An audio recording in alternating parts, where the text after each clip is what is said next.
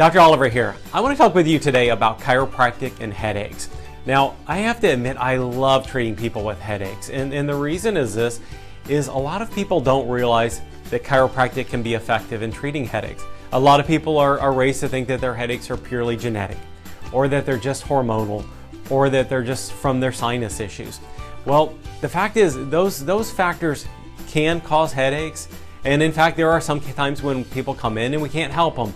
But I gotta tell you this, that's pretty rare. And so my first job when someone comes in with a headache is to find out if they have a neck issue.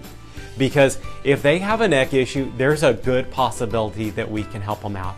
If you're watching this video and you're wondering, you know, do I have a neck issue and could that potentially be creating my headaches? A quick test is this. Push on these muscles and these joints right below the skull. Now, if you can detect some sensitivity there, chances are you have a neck issue. Another quick scan is turn your head fully to the left side, to the right side. Bend it forward, bend it backwards. Even take it back to the left, back to the right. A lot of times people with neck pain, these motions will be stiff or limited. It may not hurt, but a lot of times you can feel a pull or some stiffness. A lot of times when you bring your head back to either side, you'll find it actually pinches or creates pain in this area.